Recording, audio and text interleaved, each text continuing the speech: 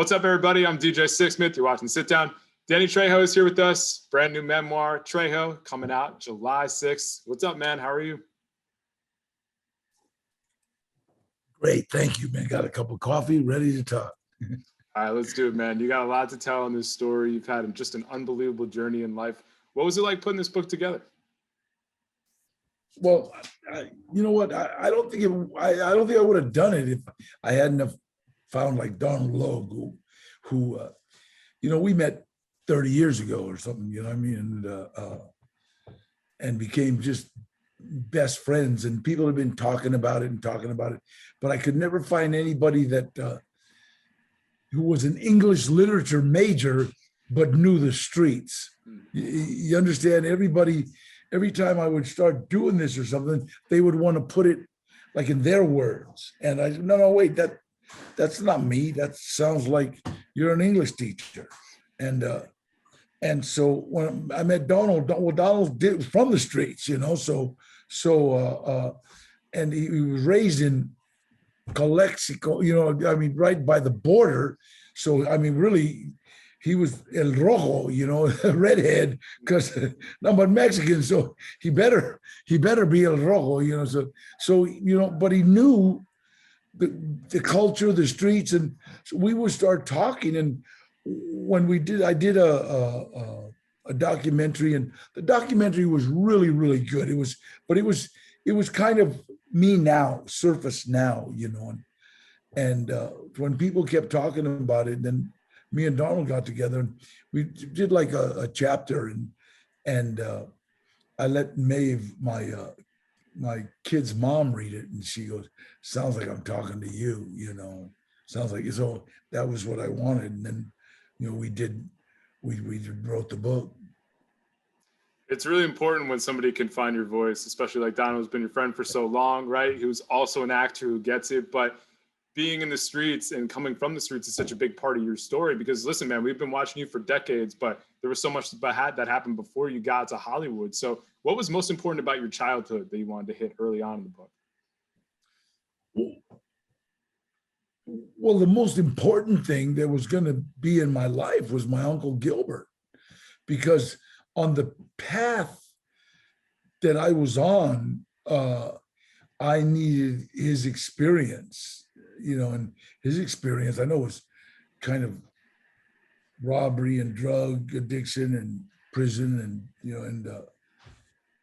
and that was the path I was on, and people said, well, that's the path he put you on. I said, no, I would have just been a different person in the same place, Yeah, I think you're really honest just about looking at that time in your life, right? Not blaming other people. I think that's super important also. And you've had just all this time to reflect on it. So what were the biggest challenges at that point between the addiction, between going to prison, when you think about it now?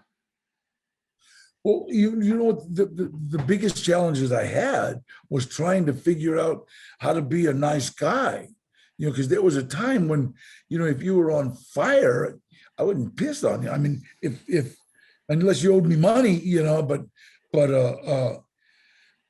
it was, I wasn't a nice person, I wasn't a bully, though. I got to say that I don't like bullies, and my uncle always taught me, don't be a bully, and don't ever fight down, and so, but again, I had to learn how to be a nice guy. I think that was the hardest thing I've ever done. Why do you think you weren't a nice guy at that point in your life? It was just, you better not be a real nice guy in San Quentin. Hard to be a nice guy there. Yeah.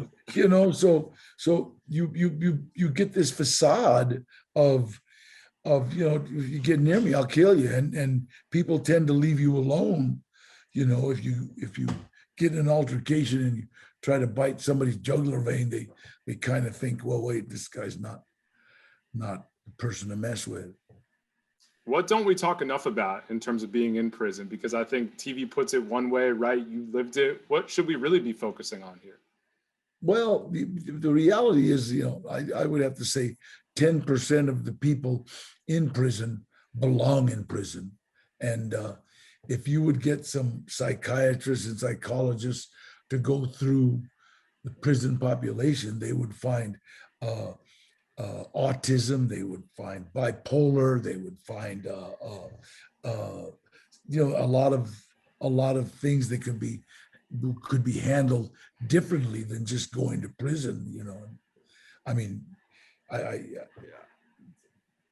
God, it was like we've been trying to get kids that were sentenced when they were 16 years old, unless their crime was something hideous where there's no redemption, out. They're 55 now, and my cousin just got out. He's 55 years old, and he's been out 3 years, and I would say he's about as model citizen as you can get.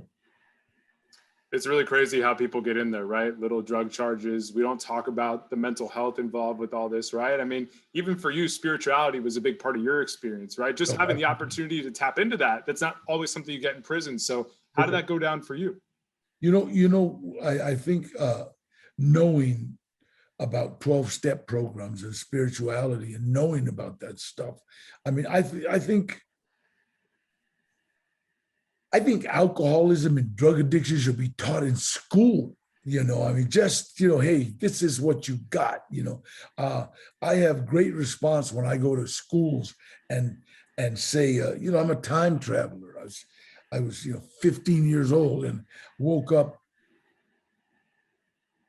20 years later, and I saw your travel, and prison is where you're going. Yeah.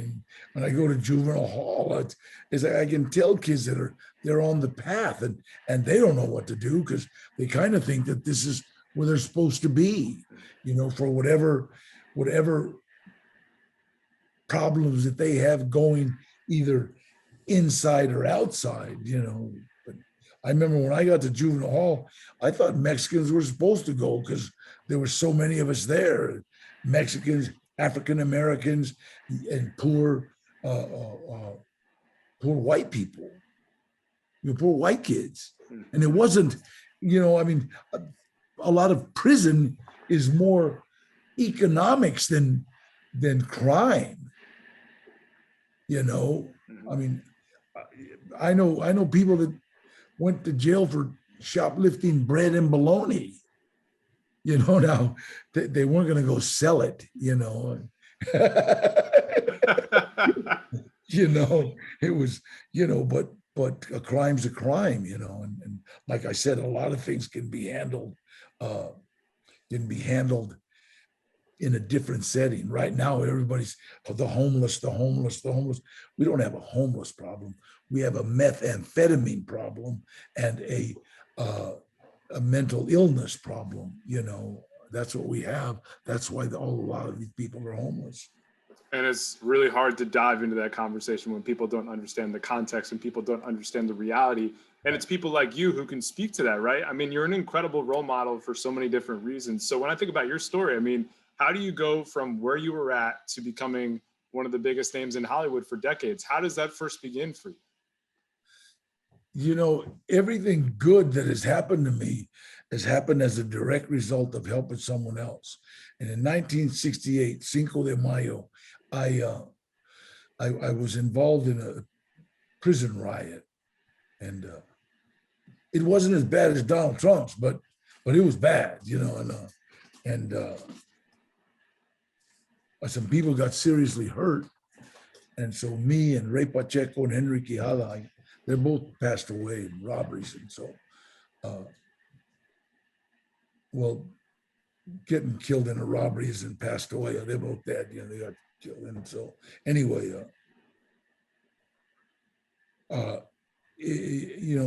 we went to the hole, and the offenses were gas chamber offenses. So I kind of made a deal with God. If you let me die with dignity, I'll say your name every day, and I'll do whatever I can for my fellow inmate. And I said inmate because I never thought I was getting out of jail. And by the grace of God, it was a DA reject. The DA rejected it because of the witness. The witnesses said, Popeye did it, your mother did it, I saw your Aunt Lucy there and she did it, so they rejected it and we had to top out. I did close to 5 years. Ray did his 7. Henry did 6, I think. And so we all got out, and I got out a year later. A parole agent, the parole board member, Mad Dog Madden, said, Trejo, we're going to give you a chance to try your wings. Bring us back a life sentence. I'll never forget that. Because I had a 10 top. He said, bring us back a life sentence, then we won't have to deal with you. And I remember the deal that I made, it wasn't like, help me pass this test or don't let my mom and dad be mad at me, or don't let them catch me climbing in through the window.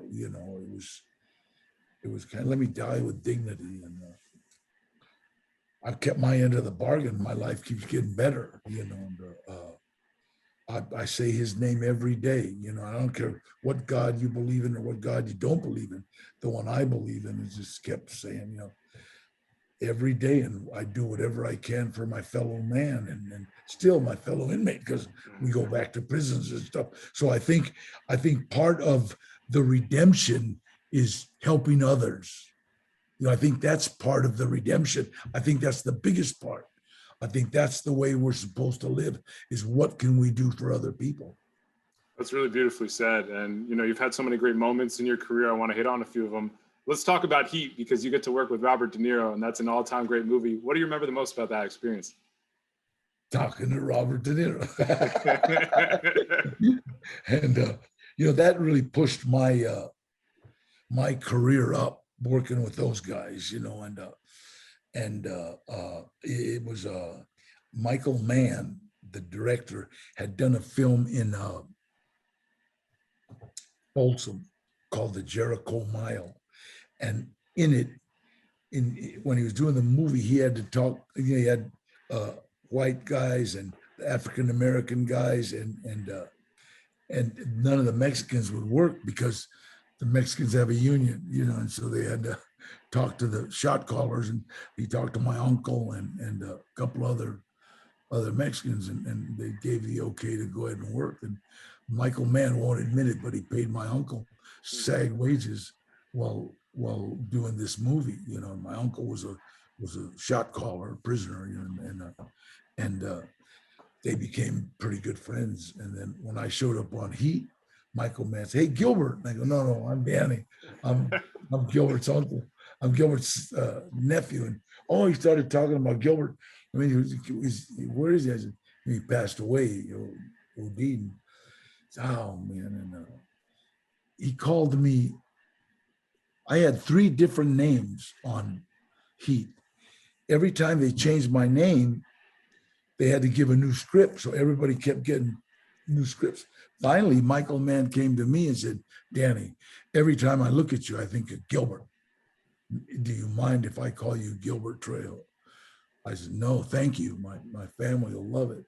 And so in Heat, my name is Gilbert Trejo after my uncle, and so that was like a big moment. But talking to Robert De Niro is still awesome. Yeah. You've had all these wonderful experiences in your career. I want to talk about Machete, because those were such incredible movies. And I just want to know, what did that mean to you and the Mexican American community? Because those movies were massive and you got to be a star with those later in your career. How did you respond when all that happened to you? Robert Rodriguez, he's a visionary. He's the greatest man I've ever met. I mean, he's unbelievable. And he's a young kid too. But I did a movie with him called Desperado. And I walked into his office and I remember him saying, "Damn, you look like the bad guys in my high school." And I said, "I am the bad guys in your high school." Then he gave me a knife and said, "Here." And we did this. Now people didn't know Antonio Banderas. We were in Acuña, Mexico, and I'm walking around. I got no shirt on, so everybody's coming up, taking pictures of me. And I remember Robert, "Hey, they think you're the star of this movie." I said, "You mean I'm not?" Yeah. We like joke, but he liked the way that I presented myself, and the people kind of came to me, and he said, I got this movie, man, that I want to do. It's about a federale, and he fights with machetes, and yeah, shit, let's do it. So all through our relationship, Spy Kids, we called the guy Uncle Machete, and then when he did Grindhouse, he said, Danny, let's do a trailer for Grindhouse, but it'll be Machete. So we did this trailer. And when we came out of Grindhouse, the premiere, everybody said, let's do that movie. And so that's how Machete came to be. And it was doing the movie was awesome, but it was I almost broke into tears when the first Halloween after Machete, we had a knock on a door, and there's these kids, Mexican kids, and they're dressed as Machete. We are Machete. And it was just so, I'm so used to seeing, Batman or Superman or, and so it was just such a blessing to see a Mexican hero. I'm Machete, these little kids with these fake knives and stuff, I was a blessing, and I was just so proud of that. I'm still so proud, and I'm proud of all the Spy Kids movies, because Robert Rodriguez, the genius that he is, it wasn't a cartoon. I got kids 5 and 6 years old right now that are saying, "Hey, I love you in Spy Kids." They're still watching them, because he made them timeless. That's remarkable. I wanted to ask you about Spy Kids. I mean, what's the biggest surprise just about the longevity of those movies all these years later? That was it. I mean, it's like, and then the kids. Everybody talks about how Hollywood spoils kids, and Hollywood spoils kids. Well, Daryl and oh God, forgive me. What'd you say, Mikey?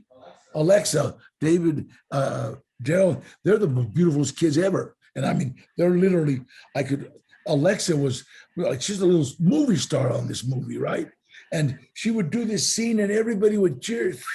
And her mom would, okay, it's your turn. She'd grab her little baby brother and start holding the kid. It's like her turn, and I thought, that's it. So the Hollywood spoiled brats is not the system, it's the parental guidance.